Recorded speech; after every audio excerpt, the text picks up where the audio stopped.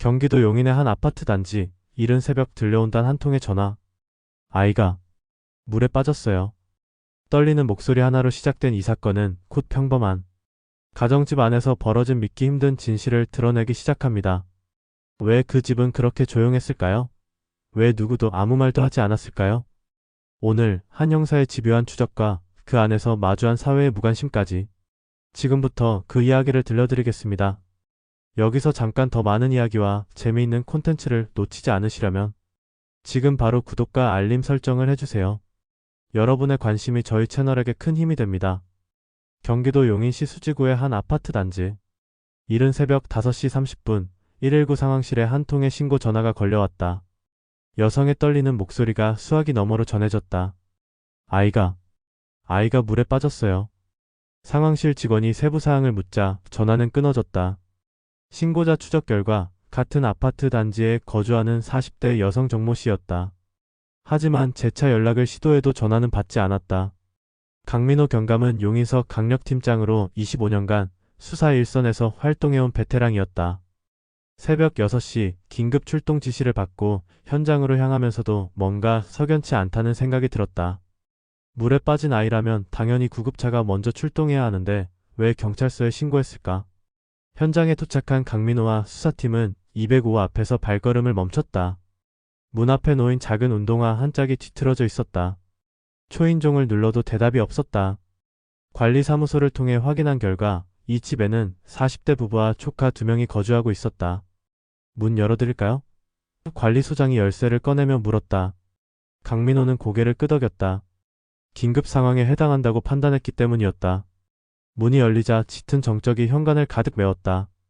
거실로 들어서며 강민호는 본능적으로 긴장했다. 공기가 무거웠다.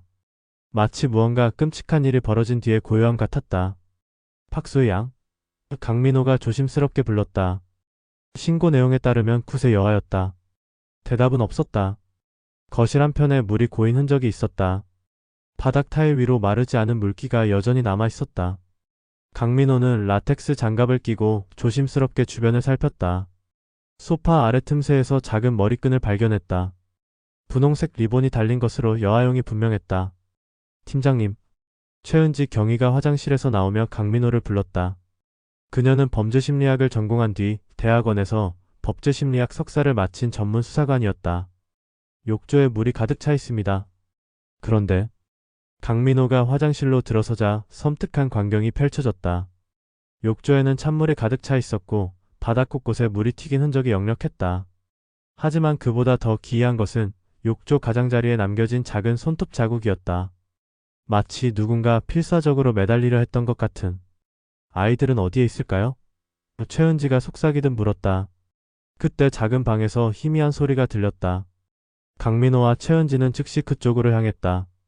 문을 열자 침대 밑에 웅크리고 있는 2명의 아이가 보였다. 남자아이는 대략 6, 7살, 여자아이는 5살 정도로 보였다. 괜찮다. 우리는 경찰이야. 강민호가 최대한 부드러운 목소리로 말했다. 무서워하지 마. 하지만 아이들은 여전히 떨고 있었다. 특히 여자아이는 계속해서 침대 깊숙이 숨으려 했다. 강민호는 아이들과 눈높이를 맞추며 천천히 다가갔다. 소희는 어디에 있니? 남자아이가 떨리는 목소리로 대답했다. 누나가 안 일어나요. 강민호의 가슴이 철렁 내려앉았다. 뒤이어 도착한 김태준 경사와 이상국 경사와 함께 집안을 구석구석 수색했다. 드디어 안방 침실 옷장 뒤에서 박소의 양을 발견했다. 9세 여아는 의식을 잃은 채 축 늘어져 있었다. 피부는 창백했고 입술은 파랗게 질려 있었다. 강민호는 즉시 구급차를 요청했지만 이미 늦었다는 것을 직감했다. 숨을 쉬지 않습니다. 응급구조사가 심폐소생술을 시도하며 말했다. 병원으로 이송하겠지만. 강민호는 주먹을 꽉 쥐었다.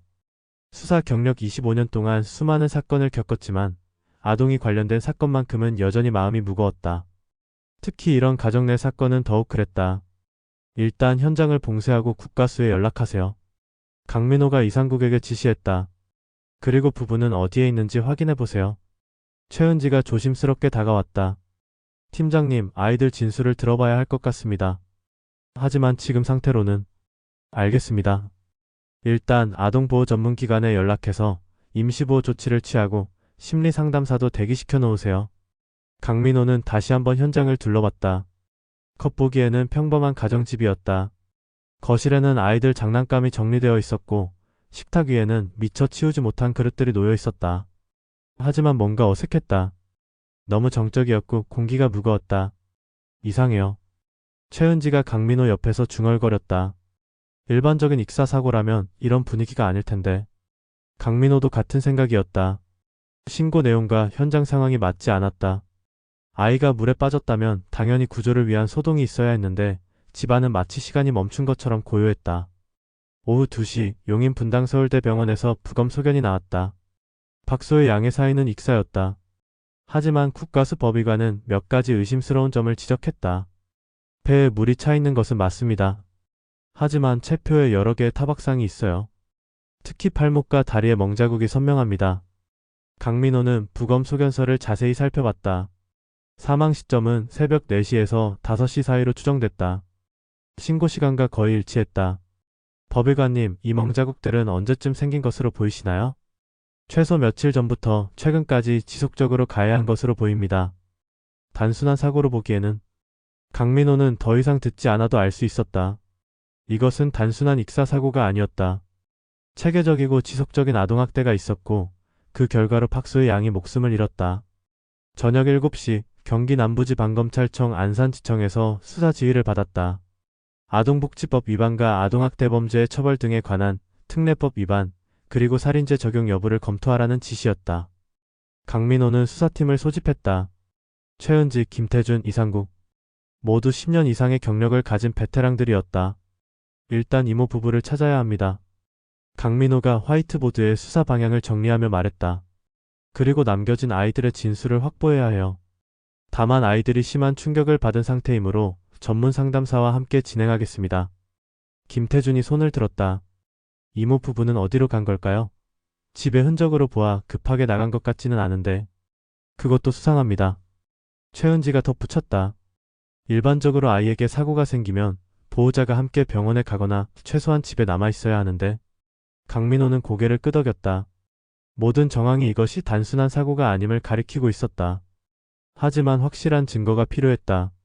법정에서 통용될 수 있는 의심의 여지가 없는 증거 말이다. 내일부터 본격적인 수사를 시작하겠습니다. 태준이는 이모 부부 소재 파악, 상국이는 주변 탐문, 은지는 아이들 진술 확보를 담당해주세요. 강민호는 창밖을 바라봤다. 어둠이 내리고 있었다. 박소의 양의 작은 영혼이 어떤 고통을 겪었을지 생각하니 가슴이 먹먹했다. 하지만 지금은 감정에 휩쓸릴 때가 아니었다. 정확한 수사와 철저한 진실 규명만이 죽은 아이에게 해줄 수 있는 마지막 예의였다.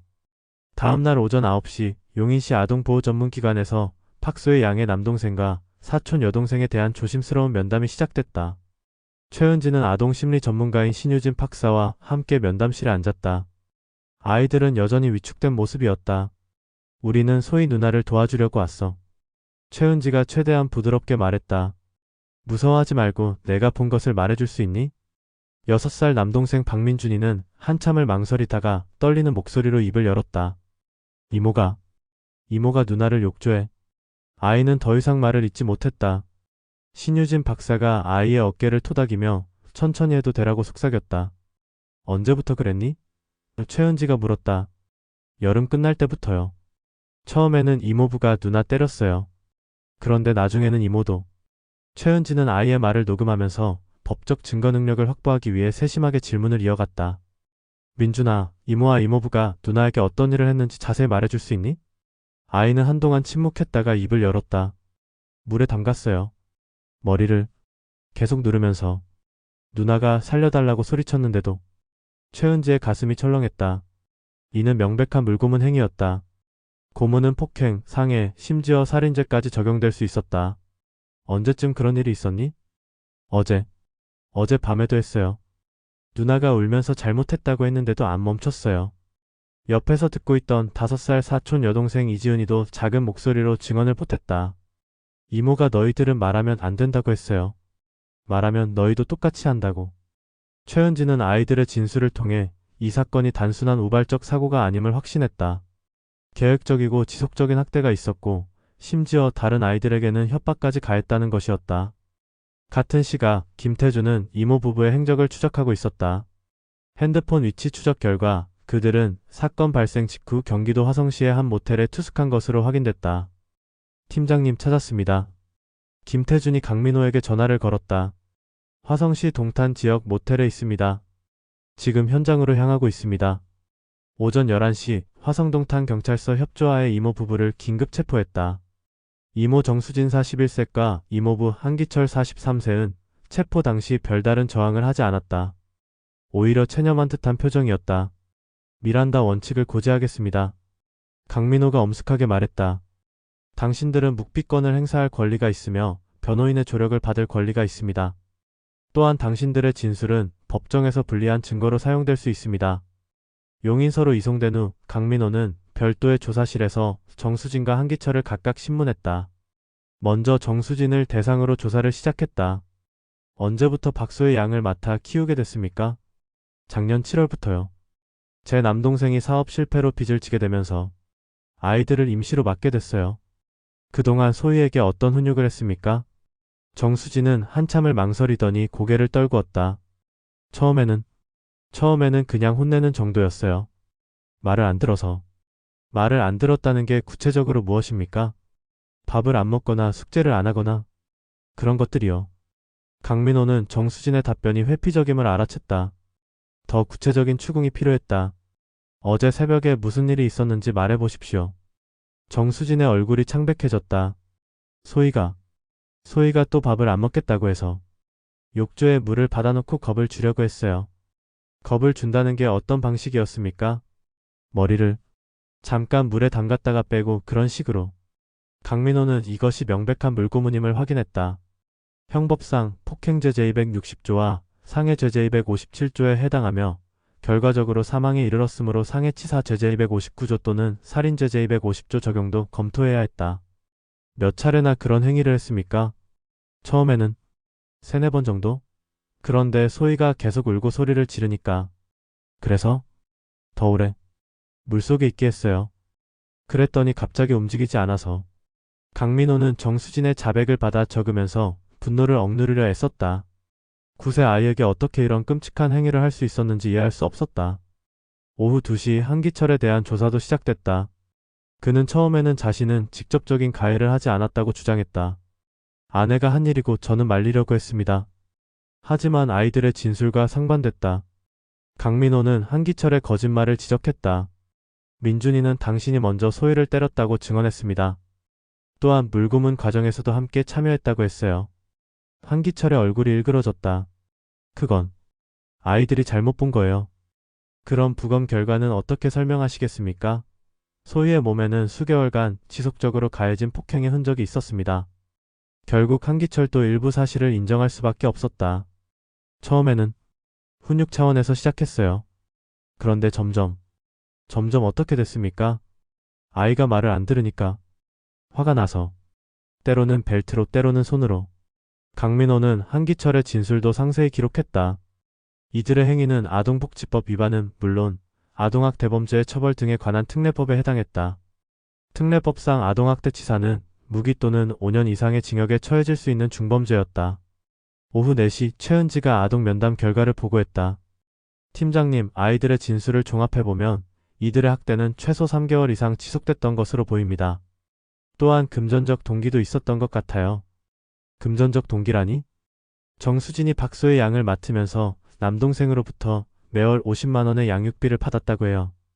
그런데 실제로는 제대로 된 양육을 하지 않으면서 그 돈을 생활비로 사용했던 거죠. 강민호는 고개를 끄덕였다. 단순한 훈육이 아니라 경제적 이익을 위해 아이를 방치하고 학대한 것이었다. 이는 죄질이 더욱 나쁘다고 할 수 있었다. 저녁 6시 검찰의 수사 결과를 보고했다. 경기 남부지방검찰청 안산지청 김성훈 부장검사는 즉시 구속영장 신청을 지시했다. 증거인멸이나 도주의 우려가 충분하고 죄질이 극히 불량합니다. 피해자가 사망에 이른 중대한 사안이므로 구속수사가 필요합니다. 강민호는 구속영장 신청서를 작성하면서 박소의 양의 얼굴을 떠올렸다. 부검실에서 본 작은 몸에 새겨진 상처들이 어떤 의미인지 이제야 온전히 이해할 수 있었다. 그것은 단순한 상처가 아니라 한 아이의 절망적인 구조 요청이었다. 다음날 오전 수원지방법원에서 정수진과 한기철에 대한 구속영장이 발부됐다.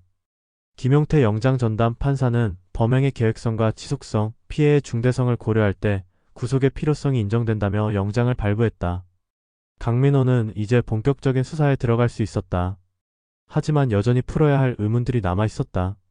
왜 아무도 이 아이의 고통을 몰랐을까? 학교나 병원, 이웃들은 무엇을 했을까? 은지, 소희의 학교와 병원 기록을 확인해 보세요. 그리고 아파트 관리사무소에서 민원이나 신고 이력이 있었는지도 조사해 주세요.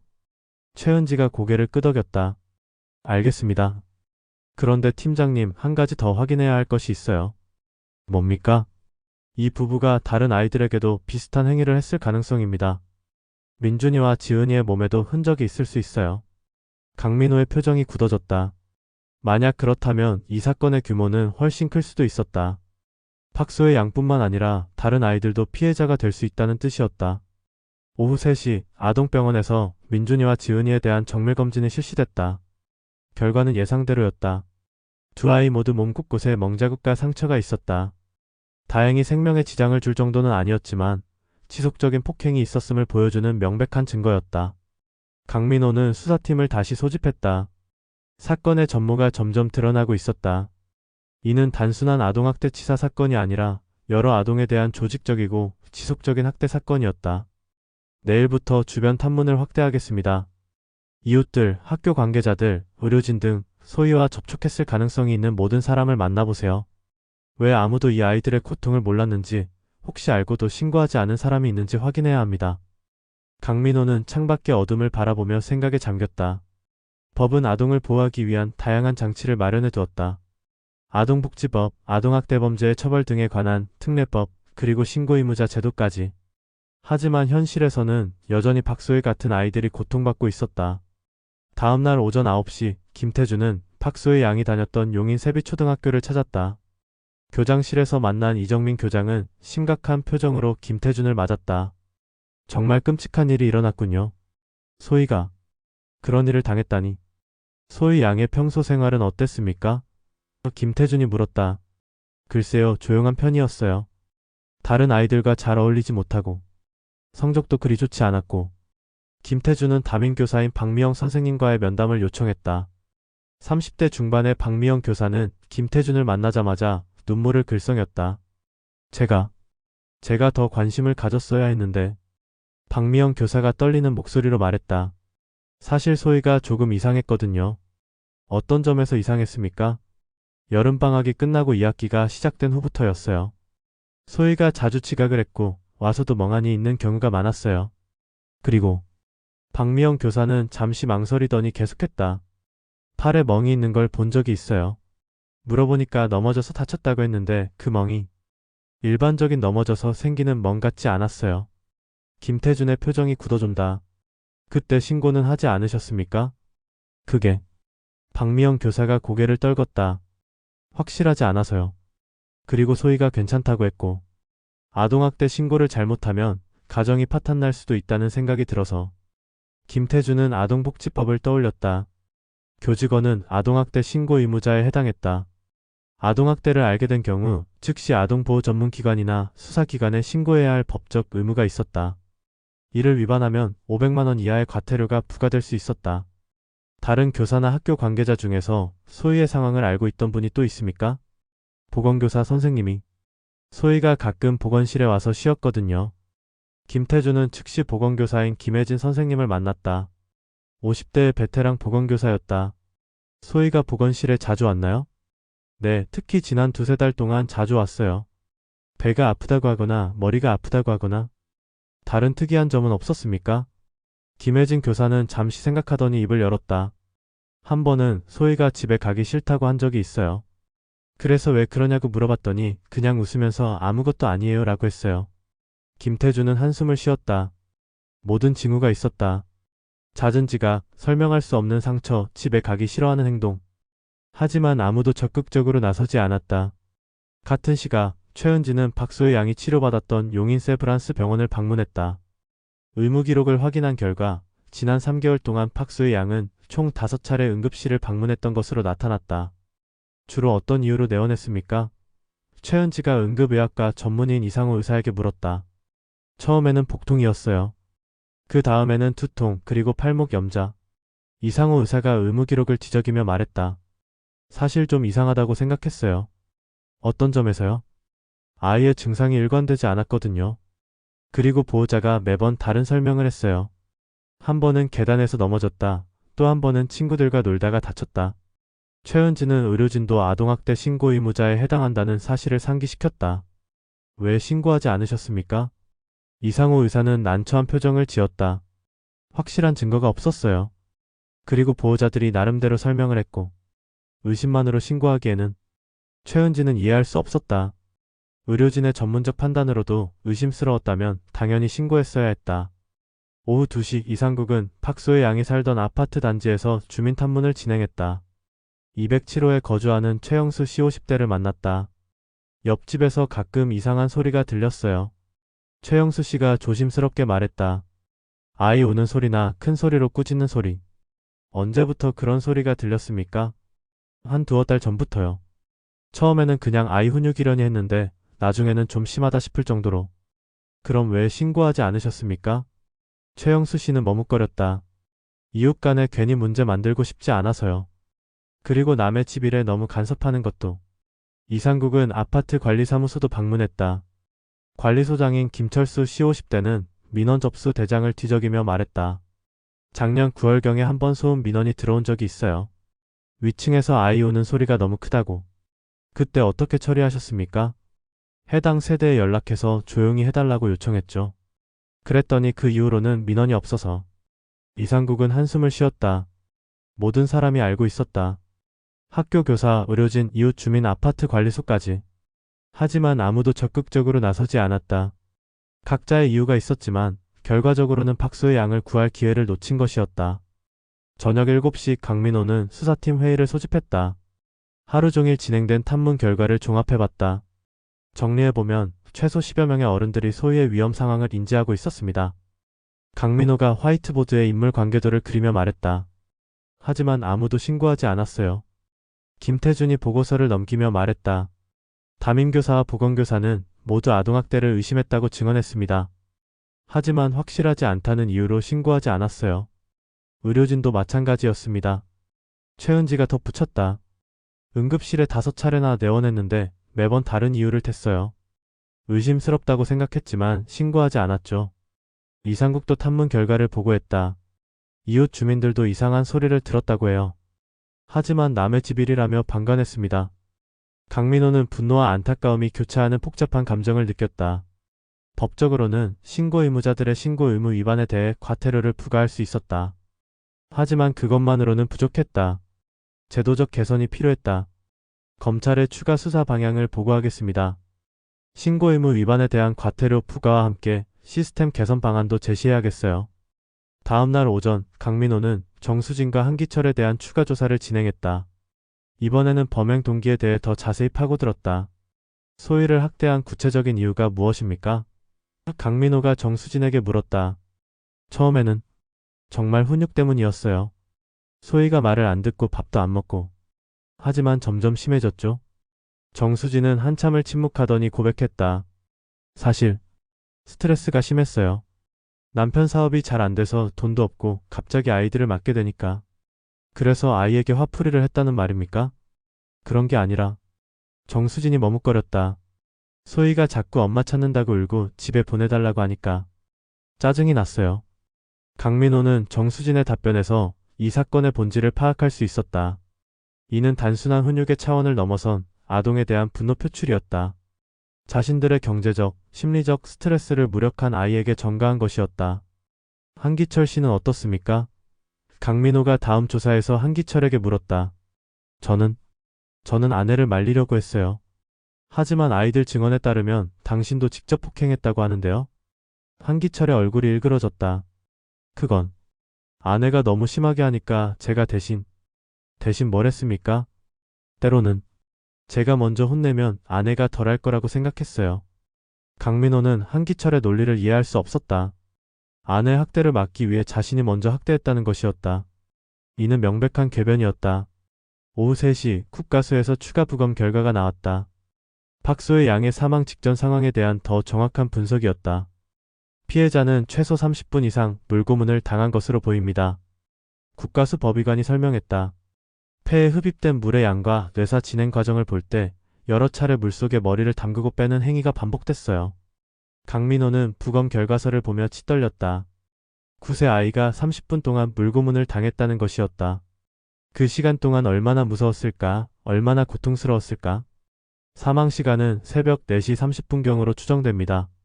신고 시간이 5시 30분이었으니 피의자들은 아이가 사망한 후 1시간 동안 무엇을 했는지도 확인해 봐야겠어요. 강민호는 이 부분에 대해서도 추가 조사를 지시했다. 아이가 숨진 후 1시간 동안 무엇을 했는지, 왜 즉시 신고하지 않았는지도 중요한 증거가 될 수 있었다. 저녁 8시 강민호는 박소의 양의 친부모를 만났다. 아버지 박재훈 씨 30대와 어머니 이미영 씨 30대는 충격과 자책감에 빠져 있었다. 제가 아이들을 맡기지 말았어야 했는데. 박재훈 씨가 눈물을 글썽이며 말했다. 사업 때문에 정신이 없어서. 수진이가 도와주겠다고 했을 때 너무 고마웠어요. 평소에 정수진 씨 부부와 관계는 어땠습니까? 좋았어요.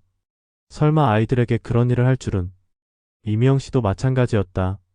전화할 때마다 아이들이 잘 지낸다고 했어요. 가끔 소희가 엄마가 보고 싶다고 하면 조금만 참으라고. 제가 바보였어요. 강민호는 부모들의 자책을 듣기 힘들었다. 하지만 이들에게도 일정한 책임이 있었다. 자녀를 다른 사람에게 맡길 때는 더 신중했어야 했고 정기적으로 확인했어야 했다. 앞으로 민준이와 지은이는 어떻게 하실 계획입니까? 직접 키우겠습니다. 어떤 일이 있어도. 박재훈 씨가 단호하게 말했다. 밤 10시 강민호는 사무실에서 혼자 사건 파일을 정리했다. 박소의 양의 학교 사진을 보니 밝게 웃고 있는 모습이었다. 하지만 그 웃음 뒤에 어떤 고통이 숨어 있었는지 이제야 알 수 있었다. 강민호는 다시 한번 다짐했다. 이 사건을 통해 우리 사회의 아동보호 시스템을 점검하고 다시는 이런 일이 반복되지 않도록 해야 한다고. 박소의 양의 죽음이 헛되지 않도록 해야 한다고. 사건 발생 열흘 후 경기 남부지방검찰청 안산지청에서는 정수진과 한기철에 대한 공소장이 작성됐다. 김성훈 부장검사는 강민호에게 최종 수사 결과를 보고받았다. 피의자들에게 적용할 죄명을 정리해보겠습니다. 김성훈 검사가 공소장 초안을 펼치며 말했다. 먼저 아동학대 범죄의 처벌 등에 관한 특례법 아동학대치사죄가 주제가 됩니다. 강민호가 고개를 끄덕였다. 추가로 적용 가능한 죄명은 무엇입니까? 또한 상습성이 인정되므로 상습 아동학대죄도 검토하고 있습니다. 강민호는 법정형이 생각보다 무겁다는 것을 확인했다. 하지만 문제는 양형이었다. 실제 선고형은 법정형보다 훨씬 낮을 가능성이 컸다. 검사님, 구형은 어느 정도로 예상하십니까? 아동학대치사의 경우 최근 판례를 보면 10년에서 15년 선에서 구형하는 경우가 많습니다. 다만 이 사건은 물고문이라는 극히 잔혹한 방법이 사용됐고 피해자가 9세에 불과하며 상당 기간 지속됐다는 점에서 중형이 예상됩니다. 같은 날 오후 수원지방법원에서 첫 번째 공판 준비기일이 열렸다. 담당 재판부는 형사합 20부 박정한 부장판사였다. 박정한 판사는 아동학대 사건에 대해 엄정한 기준을 적용하는 것으로 유명했다. 피고인들의 변호인은 선임됐습니까? 박정한 판사가 물었다. 정수진과 한기철은 각각 국선 변호인을 선임했다. 정수진의 변호인인 이민수 변호사가 일어서서 답했다. 피고인 정수진은 깊이 반성하고 있으며 피해자에 대한 애도와 함께 유족들에게 진심으로 사죄드립니다. 한기철의 변호인인 박창훈 변호사도 비슷한 내용의 변론을 펼쳤다. 하지만 검찰 측은 단호했다. 이 사건은 단순한 우발적 범행이 아닙니다. 김성훈 검사가 법정에서 말했다. 피고인들은 3개월 이상 지속적으로 9세 피해자를 학대했고 최종적으로는 물고문이라는 극히 잔인한 방법으로 사망에 이르게 했습니다. 박정한 판사는 사건 기록을 검토한 후 재판 일정을 잡았다. 본 사건의 중대성을 고려하여 집중심리로 진행하겠습니다. 다음 주부터 매주 화요일과 목요일에 공판을 진행하겠습니다. 첫 번째 정식 공판은 일주일 후 화요일 오후 2시에 열렸다. 방청석에는 박소의 양의 부모와 아동보호단체 관계자들이 자리했다. 언론의 관심도 뜨거웠다. 피고인 정수진, 한기철에 대한 공소사실을 낭독하겠습니다. 서기가 공소장을 읽기 시작했다. 피고인들은 2024년 7월부터 2025년 1월까지 경기도 용인시 수지구 소재 아파트에서 피해자 박소희 당시 9세에게 지속적으로 신체적 학대를 가했고, 특히 2025년 1월 24일 새벽 물고문을 가하여 사망에 이르게 한 것입니다. 정수진은 공소 사실을 듣는 내내 고개를 숙이고 있었다.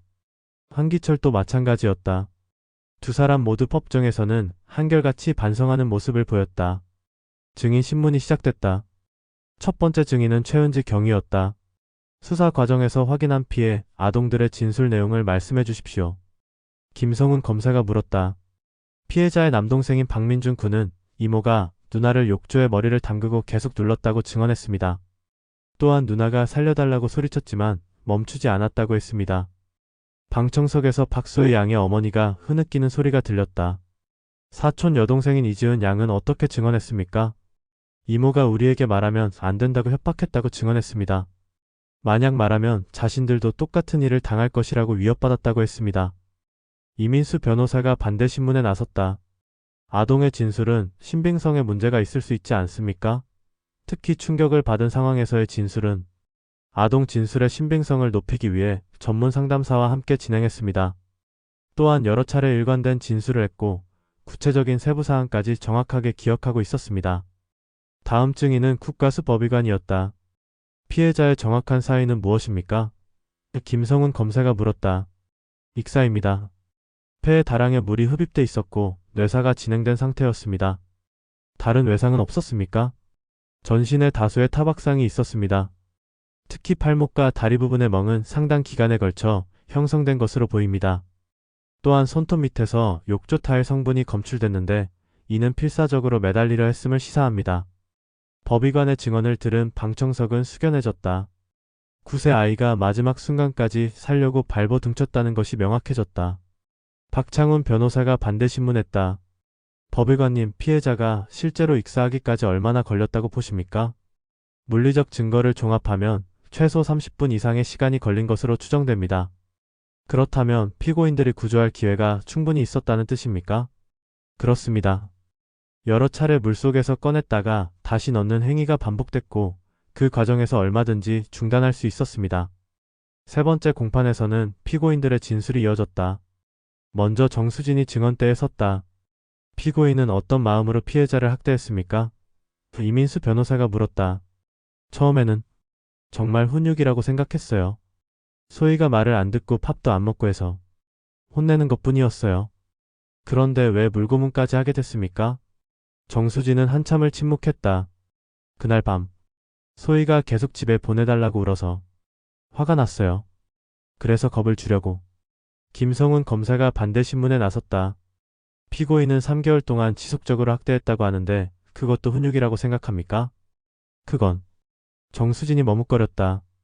피해자가 병원에 5차례 나갔는데 그때마다 다른 거짓말을 했죠? 이것도 훈육의 일환입니까? 정수진은 대답하지 못했다. 마지막 날 밤 피해자가 살려달라고 소리쳤는데도 계속했다고 하는데 그 순간에도 훈육이라고 생각했습니까? 아니요. 그때는. 정수진이 울음을 터뜨렸다. 미안해요. 정말 미안해요. 한기철의 진술도 비슷했다. 처음에는 아내를 말리려 했다고 주장했지만 검사의 추궁에 자신도 직접 폭행했음을 인정할 수밖에 없었다. 네 번째 공판에서는 정상참작 사유에 대한 변론이 이어졌다. 피고인들은 모두 초범이며 경제적 어려움 속에서 갑작스럽게 아이들을 맡게 된 상황이었습니다. 이민수 변호사가 말했다. 또한 현재 깊이 반성하고 있으며 피해자에 대한 합의금도 지급할 의사가 있습니다. 하지만 김성훈 검사는 단호했다. 초범이라는 것이 면죄부가 될 수 없습니다. 경제적 어려움을 아동에게 전가한 것은 더욱 나쁜 일입니다. 무엇보다 피해자는 9세에 불과했고 3개월 동안 지속적으로 학대받았으며 최후에는 물고문으로 사망했습니다. 검사는 계속해서 구형했다. 피고인 정수진에게는 아동학대치사죄로 징역 15년, 피고인 한기철에게는 아동학대치사죄로 징역 12년을 구형합니다. 마지막 공판에서 피고인들의 최후 진술이 있었다. 소희야, 이모가 정말 미안해. 정수진이 눈물을 흘리며 말했다. 내가 얼마나 무서웠을지, 아파했을지. 이모가 정말 나쁜 사람이야. 용서해줘. 한기철도 마찬가지였다. 제가 소희를 지켜줬어야 했는데 오히려 해를 끼쳤습니다. 정말 죄송합니다. 박정환 판사는 판결을 위해 일주일의 기간을 가졌다. 그동안 강민호는 후속 조치를 진행했다. 신고 의무자들에 대한 과태료 부과가 이뤄졌다. 담임교사 박미영에게는 300만원, 보건교사 김혜진에게는 200만원, 응급의학과 전문의 이상호에게는 500만원의 과태료가 각각 부과됐다. 또한 용인시 아동보호 전문기관과 협력하여 지역 내 아동보호 시스템 개선 방안을 마련했다. 학교와 병원, 아파트 관리사무소 등의 아동학대 신고 매뉴얼을 배포하고 정기적인 교육을 실시하기로 했다.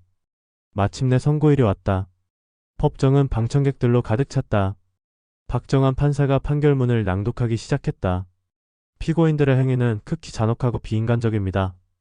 9세에 불과한 피해자에게 3개월 동안 지속적으로 폭행을 가했고 최종적으로는 물고문이라는 잔인한 방법으로 사망에 이르게 했습니다. 박 판사는 계속했다. 특히 피해자가 마지막까지 살려달라고 소리쳤음에도 불구하고 행위를 중단하지 않은 것은 용서받을 수 없는 행위입니다. 다만 피고인들이 초범이고 반성하고 있다는 점, 경제적 어려움이 범행의 배경이 된 점 등을 참작하여 피고인 정수진을 아동학대치사죄로 징역 12년에 처하고 피고인 한기철을 아동학대치사죄로 징역 10년에 처합니다.